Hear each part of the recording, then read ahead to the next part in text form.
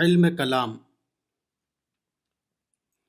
موجودہ علم کلام اسلام کے علمی ارتقاء میں زبردست رکاوٹ ثابت ہوا ہے۔ اسلامی علم کلام کی بنیاد حقائق فطرت پر ہے، مگر عباسی دور میں اسلامی علم کلام کو یونانی فلسفے پر ڈھال دیا گیا۔ یہی انحراف ہے جس نے علم کلام کو اس کی موجودہ شکل میں مفید عنصر کے بجائے مضر عنصر بنا دیا ہے۔ علم کلام اپنی اصل حقیقت کے اعتبار سے اسلامی دعوت و تعلیم کی ایک معاون شاخ ہے۔ اس کا مقصد یہ ہے کہ مخاطب جس اسلوب میں مانوس ہے اور جن اصطلاحوں میں بات کو سمجھنا چاہتا ہے، اسی اسلوب اور اسی اصطلاح میں اس کے سامنے خدا کے ابدی پیغام کو پہنچایا جائے۔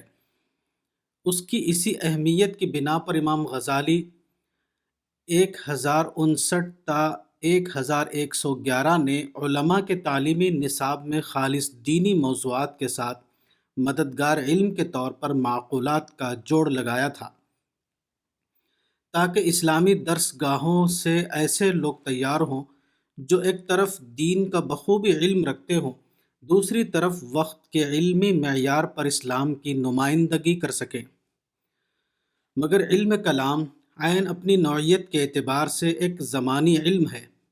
وہ اسلام کی دائمی حقیقت کو زمانی اصطلاحوں میں بیان کرتا ہے، اس لیے اس کی اہمیت اس وقت خود بخود ختم ہو جاتی ہے جب کہ وہ زمانہ ختم ہو جائے جس کے اندر وہ وجود میں آیا تھا۔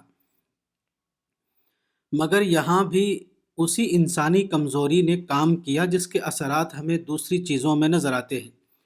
وہ یہ کہ کوئی چیز جب ایک بار وجود میں آ جائے اور اس کے ساتھ کچھ قابل احترام شخصیتوں کے نام وابستہ ہو جائیں تو دھیرے دھیرے وہ مقدس بننا شروع ہو جاتی ہے، یہاں تک کہ وہ وقت آتا ہے جب کہ اس میں ترمیم و اصلاح کی بات سوچنا بھی لوگوں کو ایسا لگتا ہے جیسے وہ گناہ ہو۔ یہی حال اسلام کے اس کلامی لٹریچر کا ہوا جو عباسی دور میں پیدا ہوا تھا۔ یہ علم کلام اس وقت اتنا مؤثر ثابت ہوا کہ جو علوم اسلام کے لیے چیلنج بن کر ظاہر ہوئے تھے وہ خود اسلام کے خادم بن گئے، مگر زمانے کی تبدیلی نے اب ان کی اہمیت قطعی طور پر ختم کر دی ہے۔ آج معقولات کے نام سے جو چیز ہمارے دارالعلوموں میں پڑھائی جاتی ہے اس کو نامعقولات کہنا زیادہ صحیح ہوگا۔ اس کی بنیاد ایسے عقلی قیاسات پر قائم ہے جو آج مشاہدہ اور تجربے کے ذریعے غلط ثابت ہو چکے ہیں۔ جو چیز محض ایک وقتی تدبیر کی حیثیت رکھتی تھی، اس کو بعد کے لوگوں نے دینی نصاب کا مستقل جز بنا لیا۔ اس طرح اگرچہ اسلام کا متن نہیں مگر اسلام کا نظام تعلیم ٹھیک اسی غلطی کا شکار ہو گیا جس کا شکار عیسائیوں نے اپنی کتاب مقدس کو بنایا تھا۔ یہی وہ صورتحال ہے جس نے اسلام کے اس امکان کو بروئے کار آنے نہیں دیا کہ وہ موجودہ زمانے میں ایک برتر فکری قوت کی حیثیت سے ظاہر ہو سکے۔ ہمارے دینی مدارس نہایت اخلاص کے ساتھ ایسے انسان تیار کرنے میں مصروف ہیں جو صرف 500 برس پہلے کی دنیا میں کام کر سکتے تھے۔ ظاہر ہے کہ ایسے لوگ موجودہ بدلے ہوئے زمانے میں اسلام کا فکری اظہار نہیں کر سکتے۔ وہ اپنے ذہن و مزاج کی وجہ سے صرف یہی کر سکتے ہیں کہ اسلام کی کمتر نمائندگی کر کے یہ ثابت کریں کہ اسلام دور سائنس سے قبل کی چیز ہے، وہ آج کے انسان کے لیے نہیں۔ موجودہ زمانے میں اٹھنے والی بعض تحریکوں نے اس خلا کو پر کرنے کی کوشش کی ہے۔ مثال کے طور پر وہ تحریکیں جنہوں نے اسلام کی تعلیمات کو سیاسی اصطلاحوں میں بیان کیا، ان تحریکوں سے وقتی فائدے بھی ہوئے، مگر بدقسمتی سے ان تحریکوں میں آغاز ہی سے خرابی شامل ہو گئی۔ یہ تحریکیں باعتبار حقیقت متکلمانہ تحریکیں تھیں جو 19ویں صدی کے مغربی افکار کے ہنگامے میں اس لیے اٹھیں کہ اسلام کو لوگوں کے لیے قابل قبول بنائیں، مگر ان کے پرجوش داعیوں نے صرف اس پر اکتفا نہیں کیا کہ وہ اسلام کو سیاسی زبان میں بیان کرتے، بلکہ انہوں نے تفسیر اور سیرت بھی اسی نہج پر مرتب کر ڈالی۔ حتیٰ کہ یہ اعلان بھی کر دیا کہ مختلف زمانوں میں جو انبیاء آئے وہ اسی لیے آئے تھے کہ دنیا میں خدا کی سیاسی حکومت قائم کرے۔ اس طرح انہوں نے اپنے کلامی لٹریچر کو دین کی تشریح کا عنوان دے دیا۔ یہ نہ صرف دین میں ایک جسارت تھی بلکہ اس کے ذریعے سے انہوں نے اپنے پیروں کو دوبارہ اسی جمود میں مبتلا کر دیا جس میں ہمارے قدیم دینی ادارے مبتلا چلے آ رہے تھے۔ 19ویں صدی کا سیاسی انداز فکر جس میں یہ لٹریچر پیدا ہوا تھا، دوسری جنگ عظیم کے ساتھ ختم ہو گیا۔ اب ضرورت تھی کہ نئے ذہنی تقاضوں کی روشنی میں دوسرا کلامی لٹریچر تیار کیا جائے، مگر یہ گروہ آج بھی بے سود طور پر اسی سیاسی لٹریچر کی تلاوت میں مصروف ہے جس طرح عربی مدارس یونانی معقولات کے درس و تدریس میں، اور اس کی وجہ یہی ہے کہ وہ اپنے اس لٹریچر کو دین کی مطلق تشریح سمجھ رہا ہے، نہ کہ محض وقتی طور پر پیدا شدہ علم کلام۔ صلیبی جنگوں کے زمانے میں شام و مصر میں ہتھیار تیار کرنے کی جو بھٹیاں بنائی گئی تھیں، آج ان کا کہیں وجود نہیں ہے، کیونکہ وقت گزرنے کے بعد ان کی اہمیت ختم ہو گئی۔ اسی طرح قدیم معقولات کو بھی اسلام کی علمی فہرست سے خارج ہو جانا چاہیے تھا۔ جو چیز وقتی ضرورت کے تحت آتی ہے وہ وقت ختم ہونے کے بعد خود بخود چلی جاتی ہے، مگر قدیم معقولات سے ہم ابھی تک نجات حاصل نہ کر سکے۔ اس کی وجہ قدیم معقولات کا ہماری فنون کی کتابوں میں شامل ہو جانا ہے۔ جس زمانے میں یہ اجنبی علوم اسلام کے معاشرے میں داخل ہوئے، یہ وہی زمانہ تھا جب کہ اسلامی علوم کی تدوین ہو رہی تھی۔ قدیم منطقی انداز لوگوں کے لیے اتنا مسحور کن ثابت ہوا کہ انہوں نے سمجھا کہ اسلامی علوم کی تدوین کے لیے بھی یہی انداز سب سے زیادہ موزوں ہے۔ چنانچہ اسلامی فنون کی کتابیں قدیم منطقی انداز میں لکھی جانے لگیں۔ اس واقعے نے قدیم منطق کو اسلامی کتب خانے کا لازمی جز بنا دیا۔ کسی بھی عالم کو بآسانی اس رائے سے متفق کیا جا سکتا ہے کہ قدیم معقولات کو مدارس دینیہ کے نصاب سے خارج کر دیا جائے، مگر مشکل یہ ہے کہ فوراً ہی یہ سوال پیدا ہو جاتا ہے کہ ہماری کتب فنون کو سمجھنے والے لوگ کیسے تیار ہو سکیں گے؟ قدیم معقولات کو دنیا سے مٹا دیا جائے تو قرآن و حدیث کو سمجھنے میں کسی کو زحمت نہ ہوگی، کیونکہ قرآن و حدیث کی ترتیب قدیم منطق کے اصطلاحات میں کی ہی نہیں گئی ہے، مگر علم عقائد اور اصول فقہ کی بنیادی کتابوں کو کوئی شخص بخوبی طور پر سمجھ نہیں سکتا جب تک قدیم منطقی اصطلاحات سے اس کو آگاہی نہ ہو۔ یونانی معقولات، جس کو اب خود یونان بھی چھوڑ چکا ہے، دین کے ساتھ جوڑنے کا سب سے بڑا نقصان یہ ہوا کہ دین میں تدبر اور دینی مسائل کو بیان کرنے کا ایک ایسا نہج بن گیا جو رسول اللہ کی سنت اور صحابہ کرام کے انداز سے بالکل مختلف تھا۔ حنفیہ نے امام کے پیچھے فاتحہ کی قرأت کے ترک کا فتویٰ دیا ہے۔ مولانا رشید احمد گنگوہی کے سامنے اس مسلک کے خلاف یہ حدیث پیش کی گئی کہ نبی صلی اللہ علیہ وسلم نے کچھ اصحاب سے کہا، شاید تم لوگ امام کے پیچھے نماز پڑھتے ہوئے قرأت کرتے ہو۔ انہوں نے کہا، ہاں یا رسول اللہ۔ آپ نے فرمایا، لا تفعلوا الا بأم القرآن، نہ پڑھو سوا سورہ فاتحہ کے۔ مولانا رشید احمد گنگوہی نے حنفی مسلک پر اس اعتراض کو رد کرتے ہوئے جواب دیا، ھذا دلیل الاباحۃ لا دلیل الوجوب، نفحۃ العنبر، یہ اباحت کی دلیل ہے نہ کہ وجوب کی دلیل۔ یہ ایک سادہ سی مثال ہے اس بات کی کہ بعد کے زمانے میں ہمارے یہاں مذہبی بحث و گفتگو کا جو انداز پیدا ہوا وہ کس طرح اسلام کے ابتدائی سادہ اسلوب سے ہٹا ہوا تھا۔ چنانچہ وہی شخص آج عالم سمجھا جاتا ہے جو اس قسم کی فنی زبان اور منطقی اسلوب میں دینی مسائل کو بیان کر سکتا ہو۔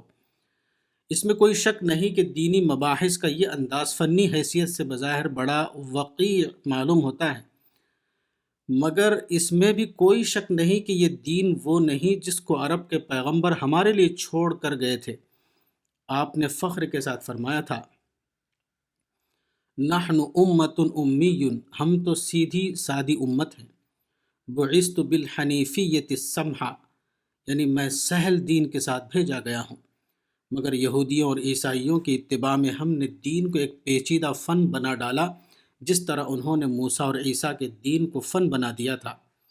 اس فنی دین کا غیر دینی ہونا اسی سے واضح ہے کہ صحابہ کرام میں سے کوئی بزرگ اگر آج زندہ ہوں تو وہ ہمارے مدارس عربیہ میں سے کسی مدرسے میں شیخ الحدیث کے منصب پر فائز نہیں کیے جا سکتے، کیونکہ آج ان مدارس میں علم حدیث جس طرح پڑھایا جاتا ہے وہ اس کے لیے بالکل ناموزوں ثابت ہوں گے، حتیٰ کہ نعوذ باللہ شاید خود اللہ کے رسول بھی۔ خالص علمی اعتبار سے بھی بحث کا یہ طریقہ موجودہ زمانے میں بے وزن ہو چکا ہے۔ قدیم منطق کی بنیاد ذہنی قیاس آرائیوں پر قائم تھی، مگر موجودہ زمانے میں منطق کی بنیاد سائنس ہے جو حقیقی حوالوں اور واقعاتی تجزیے سے کسی بات کو ثابت کرتی ہے۔ مگر مدارس دینیہ میں جو کتابیں پڑھائی جاتی ہیں وہ چونکہ قدیم منطقی اسلوب پر لکھی گئی ہیں اور اساتذہ اپنے درسوں میں اسی اسلوب پر مسائل کی تشریح کرتے ہیں، اس لیے ان اداروں سے جو افراد تربیت پا کر نکلتے ہیں وہ اپنے طرز فکر اور انداز استدلال کے اعتبار سے موجودہ زمانے کے لیے اجنبی ہوتے ہیں۔ وہ منطقی اسلحے سے لیس ہونے کے باوجود آج کے انسان کو علمی اور منطقی طور پر اپنا دین سمجھانے کی صلاحیت نہیں رکھتے۔ آج کی دنیا میں جب وہ داخل ہوتے ہیں تو وہ احساس کمتری کا شکار ہو کر رہ جاتے ہیں، یا جرأت کر کے اسلام کے داعی بننے کی کوشش کرتے ہیں تو ان کی اسلامی تشریحات آج کے علمی انسان کو یہ غلط تأثر دیتی ہیں کہ اسلام صرف قدیم دور کے انسان کو مطمئن کر سکتا تھا، آج کے انسان کے ذہنی اطمینان کے لیے اس کے پاس کچھ نہیں۔ قرآن میں کہا گیا ہے کہ اللہ تدبیر امر کر رہا ہے اور تفصیل آیات بھی، سورہ رعد آیت 2۔ تدبیر امر سے مراد کائناتی انتظام ہے جس کے خارجی پہلوؤں کے علم کا نام سائنس ہے۔ تفصیل آیات سے مراد وحی ہے جس کا آخری اور مکمل متن قرآن کی صورت میں ہمارے پاس محفوظ ہے۔ علم کلام اپنی اصل حقیقت کے اعتبار سے یہ ہے کہ الہامی علم اور کائناتی علم کی وحدت کو سمجھا جائے، نامعلوم کائنات کو معلوم کائنات کی مدد سے قابل فہم بنایا جائے۔ اس حیثیت سے دیکھیے تو اسلامی علم کلام کا کوئی قدیم و جدید نہیں، یہ متکلمین اسلام کی غلطی تھی جس نے علم کلام میں قدیم و جدید کی تقسیم پیدا کی۔ علم کلام حقیقتاً قرآنی عقلیات کو مرتب کرنے کا نام تھا، مگر عباسی دور کے متکلمین نے اس کو انسان کی وضع کردہ فلسفیانہ عقلیات پر ڈھالنے کے ہم معنی سمجھ لیا۔ یہی وہ غلطی ہے جس نے علم کلام میں قدیم و جدید کے تصورات پیدا کیے، کیونکہ فلسفیانہ عقلیات قیاسی ہونے کی وجہ سے تغیر پذیر تھیں، جبکہ قرآنی یا کائناتی عقلیات میں تغیر و تبدل کا کوئی سوال نہیں۔ یہ ایک حقیقت ہے کہ قرآن کا طریق استدلال تمام تر کائناتی ہے، وہ محسوس واقعات کے ذریعے غیر محسوس حقائق پر استدلال کرتا ہے۔ قرآنی علم کلام کی بنیاد زمین و آسمان کے ان قوانین پر ہے جو اٹل ہیں، جن میں کبھی کوئی تبدیلی نہیں ہوتی۔ اس لیے قرآنی علم کلام بھی اٹل ہے، اس میں تبدیلی کا کوئی سوال نہیں۔ یہ کہنا صحیح ہوگا کہ قرآنی علم کلام بھی قرآنی اعتقادیات کی طرح غیر تغیر پذیر ہے، مگر جب علم کلام کو انسان کے پیدا کردہ علوم کی بنیاد پر مرتب کیا گیا تو فی الفور علم کلام میں قدیم و جدید کا مسئلہ پیدا ہو گیا، کیونکہ یہ علوم تمام تر قیاس کی بنیاد پر تھے، وہ کبھی یکساں نہیں رہ سکتے۔ 20ویں صدی کے نصف آخر میں اگر کلی طور پر نہیں تو ایک خاص حد تک ہم اس پوزیشن میں ہو گئے ہیں کہ علم کلام کو اس کی قطعی اور آفاقی شکل میں مرتب کر سکیں۔ قدیم زمانے میں عالم افلاک اور علم افلاک دونوں الگ الگ چیزیں تھیں۔ عالم افلاک حقائق پر مبنی تھا اور علم افلاک قیاسات پر۔ آج یہ دونوں چیزیں ایک ہوتی جا رہی ہیں، یہی معاملہ قرآن کا ہے۔ قدیم زمانے میں قرآن اور علم کلام دونوں الگ الگ تھے۔ قرآن آیات محکمات پر مبنی تھا اور علم کلام فلاسفہ کے قیاسات پر۔ آج علم انسانی کے ارتقاء نے اس کو ممکن بنا دیا ہے کہ قرآن اور علم کلام دونوں کو ایک کیا جا سکے۔ اگر کوئی چیز ہے جس کو علم کلام جدید کہا جائے تو وہ یہی علم کلام ہے جس کو مرتب کیا جانا چاہیے، اگرچہ وہ ابھی تک مرتب نہیں کیا گیا ہے۔ یہاں میں مختصر طور پر چند کاموں کا ذکر کروں گا جو علم کلام کی جدید ترتیب و تدوین کے سلسلے میں ہم کو انجام دینا ہے۔ نمبر 1، سب سے پہلا کام قرآن کی بنیاد پر ایک نظریہ علم کو مرتب کرنا ہے، یعنی طریق استدلال کا علم۔ قدیم زمانے میں قیاسی مفروضات و مسلمات پر استدلال کیا جاتا تھا، تحقیق و تجربے کے جدید طریقوں کے ظہور میں آنے کے ابتدائی زمانے میں مشاہداتی استدلال پر زور دیا گیا، مگر آئنسٹائن کے بعد علم انسانی کا جو دور شروع ہوا ہے اس میں زیادہ سے زیادہ یہ بات واضح ہوتی جا رہی ہے کہ حقیقت اپنی آخری صورت میں انسان کے لیے ناقابل مشاہدہ ہے۔ اب یہ بات تقریباً مان لی گئی ہے کہ انسان کی محدود صلاحیتوں کی وجہ سے مشاہداتی استدلال اس کے لیے ممکن نہیں۔ ہم صرف اس پوزیشن میں ہیں کہ استنباطی استدلال قائم کر سکیں۔ ہم حقائق کو دیکھ نہیں سکتے، ہم صرف یہ کر سکتے ہیں کہ ظاہر اشیاء پر غور کر کے یہ مستنبط کریں کہ یہاں فلاں چیز پائی جانی چاہیے۔ اب موجودہ زمانے میں ایک نیا نظریہ علم وجود میں آیا ہے جو حیرت انگیز طور پر قرآنی نظریہ علم کے عین مطابق ہے۔ قرآن میں کہا گیا تھا کہ انسان کو علم قلیل، سورہ بنی اسرائیل آیت 85 دیا گیا ہے، اس لیے اس کو بالواسطہ علم پر قناعت کرنا چاہیے، نہ کہ وہ براہ راست علم کے لیے اصرار کرنے لگے۔ اس طرح وحی اور علم انسانی دونوں ایک نقطے پر پہنچ گئے ہیں۔ حقیقت یہ ہے کہ جدید نظریہ علم نے قرآنی طرز استدلال کو جدید اصطلاح میں عین سائنٹیفک استدلال کا درجہ دے دیا ہے۔ موجودہ زمانے میں علم کلام کا سب سے پہلا کام یہ ہے کہ وہ اس اہم ترین دریافت کو مدون کرے۔ نمبر 2، دوسرا کام قرآنی علم الآثار کی تدوین ہے۔ قرآن میں پچھلے انبیاء اور گزری ہوئی تہذیبوں کا ذکر ہے۔ یہ قرآن کا وہ حصہ ہے جس کو ایام اللہ، سورہ ابراہیم آیت 5 کہا گیا ہے۔ تاریخ انسانی کے یہ واقعات قرآن کے نقطہ نظر سے بے حد اہم ہیں۔ وہ ثابت کرتے ہیں کہ اس کائنات کا ایک خدا ہے۔ وہ ہر دور میں اپنا نمائندہ بھیجتا ہے اور اپنے اٹل قوانین کی بنیاد پر قوموں کی قسمت کا فیصلہ کرتا ہے۔ یہ اگرچہ تاریخ کا مضمون ہے، مگر قرآن میں اس کا ذکر معروف تاریخی انداز میں نہیں ہے، بلکہ دعوتی اور اجمالی انداز میں ہے۔ ان واقعات کے بارے میں قرآن سے باہر جو ریکارڈ ہے وہ قدیم زمانے میں بڑی حد تک لامعلوم تھا۔ اس لیے قدیم زمانے میں قرآن کے ان اجزاء کی تدوین خالص تاریخی انداز میں ممکن نہ تھی۔ اب ان واقعات سے متعلق بے شمار دبے ہوئے ریکارڈ دریافت ہو گئے ہیں۔ اس طرح اب یہ ممکن ہو گیا ہے کہ ایام اللہ کے بارے میں قرآنی حوالوں کو منضبط کیا جائے، قرآن کی دعوت کو تاریخ کی زبان میں مدون کر دیا جائے۔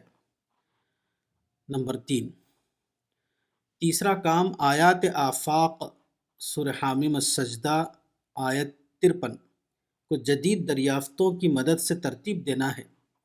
قرآن کے مطابق کائنات میں بے شمار نشانیاں ہیں جو اپنے خالق کی طرف اشارہ کرتی ہیں اور اس حکمت کو بتاتی ہیں جس کے تحت یہ کارخانہ بنایا گیا ہے۔ قرآن میں بار بار ان نشانیوں کے حوالے دیے گئے ہیں اور ان سے قرآن کی دعوت کو مدلل کیا گیا ہے۔ تاہم یہ حوالے اشاراتی زبان میں ہیں۔ قدیم زمانے میں ایسی معلومات حاصل نہ تھی جن سے ان اشارات کو تفصیلی انداز میں سمجھا جا سکے۔ اب سائنس کے ارتقاء نے یہ مواد بڑی حد تک جمع کر دیا ہے۔ شاید یہ کہنا مبالغہ نہ ہو کہ سائنس موجودہ زمانے میں اسلام کی تھیالوجی بن چکی ہے، تاہم اس کو مدون کرنے کا کام ابھی باقی ہے۔ ضرورت ہے کہ خدا کی یہ نشانیاں جو طبیعی دنیا میں چھپی ہوئی ہیں ضرورت ہے کہ خدا کی یہ نشانیاں جو طبیعی دنیا میں چھپی ہوئی ہیں جدید دریافتوں کی مدد سے ان کو مفصل شکل میں مرتب کیا جائے۔ نمبر 4،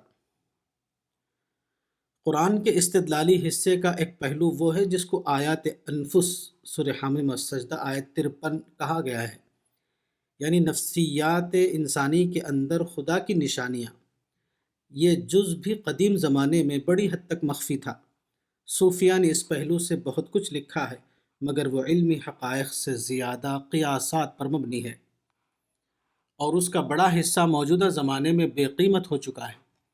تاہم علم النفس کی تحقیقات نے موجودہ زمانے میں بہت سی ایسی معلومات فراہم کر دی ہیں جن کی روشنی میں قرآن کے اشارات کو اگر پوری طرح نہیں تو بڑی حد تک مفصل کیا جا سکتا ہے۔ یہ کام اگر علمی سطح پر ہو جائے تو وہ قرآنی نظریات کے حق میں ایک عظیم نفسیاتی تصدیق ثابت ہوگا۔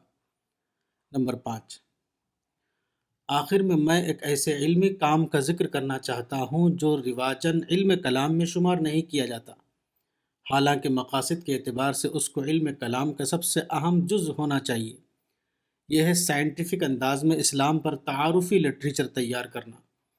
موجودہ زمانے میں اسلام پر بے شمار کتابیں لکھی گئی ہیں، مگر تقریباً تمام کتابوں پر کسی نہ کسی طرح کلامی انداز غالب رہا ہے۔